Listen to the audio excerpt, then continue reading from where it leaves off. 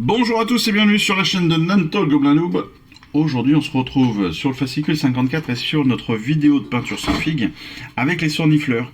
Les sournifleurs donc c'est fantastique petits grotts avec leur squig renifleurs qui se baladent un petit peu de partout et qui vont venir attaquer les ennemis ou protéger les nôtres. Je ne sais pas encore, on verra les règles bientôt. Comment est-ce qu'on va les peindre ? Alors, eux, ils nous proposent de faire une sous-couche noire. Pourquoi faire une sous-couche noire dans notre cas ? Tout simplement, déjà, parce que, en fait, on nous propose de faire les tuniques des luttes clans et des villes du fil obscur en noir. C'est vrai que de ce principe-là, c'est plus facile. On va ensuite continuer sur des couleurs assez sombres, avec le Katashan, c'est-à-dire toutes les parties cuir. Ensuite, on va passer à la peau verte, bien évidemment. Attention à ne pas oublier d'éléments, vous avez donc les mains, vous avez le visage, les oreilles, n'oubliez pas les oreilles, c'est important, elles ne sont pas cachées par les cagoules. Lead Belcher, on va avoir le nez potentiellement de notre meneur, on va dire, et puis évidemment les faucilles qui vont être là, les différentes armes aussi qui vont être attachées aux ceintures et autres. Pour les squigs renifleurs, vous allez pouvoir les faire tout simplement en Khand Red. Ça, c'est la base. Et puis après, on pourra le relever la couleur avec du Lightning, avec pourquoi pas du Mephisto, des choses comme ça, du Mephiston. Mais si vous avez fait votre sous-couche en blanc, n'hésitez pas aussi à vous amuser sur les squigs avec de la contraste. Personnellement, je le fais entre autres avec du Doomfire Magenta, vous pouvez le faire aussi avec du Sigval Burgundy, vous pouvez le faire avec du Gryph-hound Orange, j'en ai fait aussi en Bad Moon Yellow, j'en ai fait aussi, ce que j'aime bien, c'est le Croxigore Scales, que j'aime beaucoup, ça passe très très bien pour les squigs. Un Luxion Purple fonctionne très bien aussi. Qu'est-ce qu'il y a encore ? Le Terradon Turquoise est très très bien. Et puis si vous aimez du vert, vous pouvez aller sur l'Eldari Emerald. Ça fonctionne aussi pas mal du tout. Voilà. N'hésitez pas. Essayez même du noir. J'en ai fait un en Black Templar. Ça fonctionne très très bien. Pour vous donner un exemple de squig, ça ce sont des déchiqueteurs, donc des squigs géants. Là on est sur le Croxigore. Et là je suis sur du Wrathbone avec du sépia et mon Doom Magenta là. Vous voyez, et ça passe très très bien, je trouve que ça fonctionne plutôt pas mal. On peut faire en orange comme celui-ci, ça fonctionne aussi très très bien. C'est pas si compliqué, c'est pas très compliqué à faire. Hop, je vais enlever les morceaux de sable qui ne sont pas encore tout à fait secs. Évidemment, tout ce qui va être cordelette, tout ce qui va être petits champignons sur les sacs à dos, on va les repasser en Wrathbone pour pouvoir après les recolorier sur une autre couche. On peut aussi le faire au Corax White, il n'y a aucun souci. Le but du jeu, c'est de les éclaircir pour pouvoir les repeindre derrière, pour pas les laisser en noir. On va faire les yeux de notre renifleur en orange ou en Everland Sunset. Le Cantor Blue, le Mephiston Red, ça va nous permettre donc de faire nos champignons, de les faire de couleurs assez sympathiques.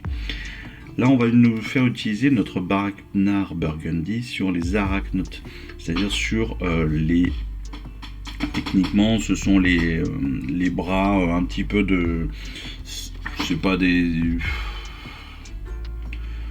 Ouais, c'est une araignée retournée qui sert de sac à dos. Donc ça va être les pattes de notre araignée et le corps de notre araignée qui sert de sac à dos pour les champignons. Là, il nous propose de le faire en Baraknar Burgundy. Étant donné que c'est une araignée, vous allez pouvoir le faire aussi de toutes les couleurs. Hein. Vous allez pouvoir aussi vous amuser si vous le souhaitez. N'hésitez pas d'ailleurs, encore une fois, là on est sur des schémas indicatifs.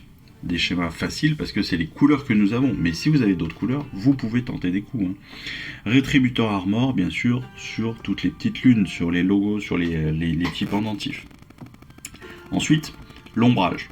L'ombrage, bien sûr, du Null Oil principalement sur la figurine, sur notre squig, sur nos armes, etc., etc.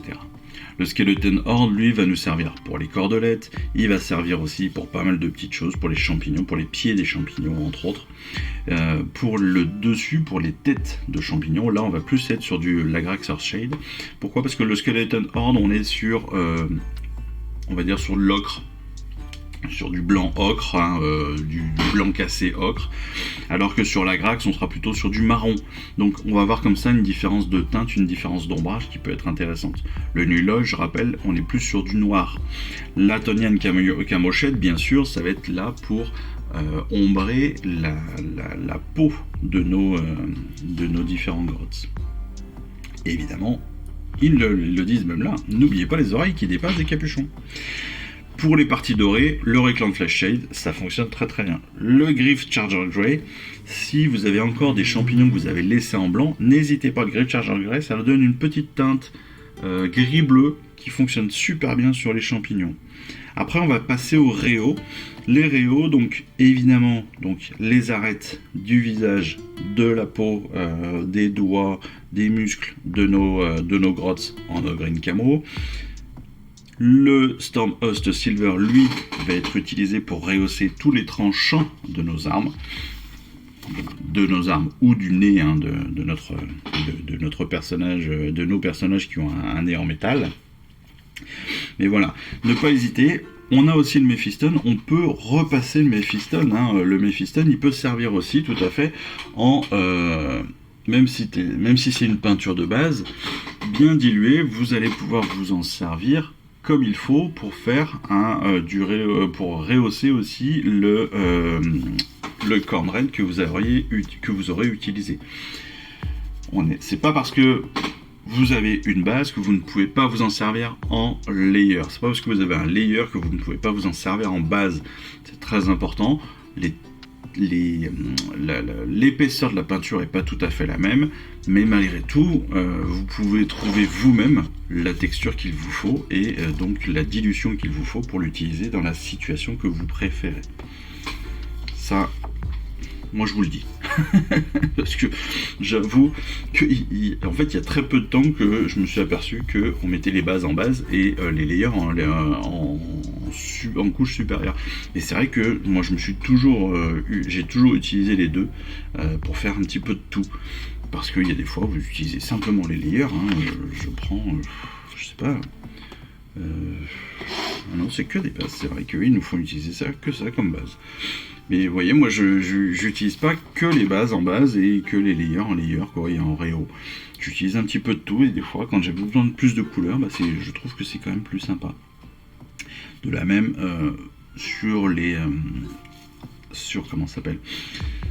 la partie donc d'éclaircissement de réo des tuniques, vous allez aussi pouvoir utiliser des layers comme je ne sais pas, qu'est-ce qu'on pourrait mettre, du Fenrisian Grey par exemple, ou du Rust Grey, ou même peut-être du Dawnstone. L'idée ça va être de remonter, de faire en sorte de qu'est-ce qu'on a comme couleur, Stormhost Silver, ça on a eu. En même temps, je vérifie les couleurs que nous avons pour ne pas les rater. Et est-ce qu'on a du Gryph Charger Grey? Le Gryph Charger Grey qui est un contraste, non. On n'a pas vraiment de gris jusqu'à maintenant. On l'aura sur le prochain colis, en numéro, même pas sur le prochain colis, 54, 55, 56, 57. Sur le colis suivant, sur le prochain colis, on n'aura pas de couleur. On n'aura pas de couleur sur le prochain colis. Attendez, on finit au 55, 56, 57, 58, 59. Si, prochain colis, on va avoir du gris, du Slaanesh Grey. Le Slaanesh Grey va tout à fait pouvoir nous permettre de faire des réaux sur les tuniques de nos squigs, de nos grottes, pardon, parce que justement on va pouvoir rehausser le noir avec le gris. Donc plutôt une bonne chose.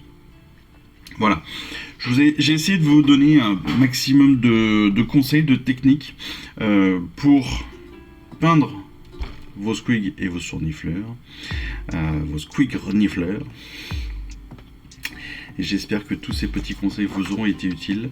En tout cas, moi, j'espère que je vous retrouve très rapidement pour notre prochaine vidéo, qui sera une vidéo de règles sur justement la charte d'unité des sournifleurs, différentes tactiques et puis la suite de notre plan de bataille. En attendant tout cela, eh bien moi je vous souhaite une excellente fin d'après-midi. Je vous dis surtout à très vite. Et puis voilà, je vous embrasse. Allez, ciao, bye bye. Je vous remercie d'avoir suivi cette vidéo. Si ça vous a plu, eh bien abonnez-vous, lâchez un petit like et un commentaire et suivez-moi sur Instagram où je poste régulièrement des photos de mes dernières réalisations et dernières peintures. Et puis comme il est maintenant de tradition sur la chaîne, je vous souhaite une excellente fin de journée et surtout, lisez bien, collectionnez bien, assemblez bien, peignez bien et jouez bien. Allez, je vous embrasse et puis je vous dis à très vite. Allez, ciao, bye bye.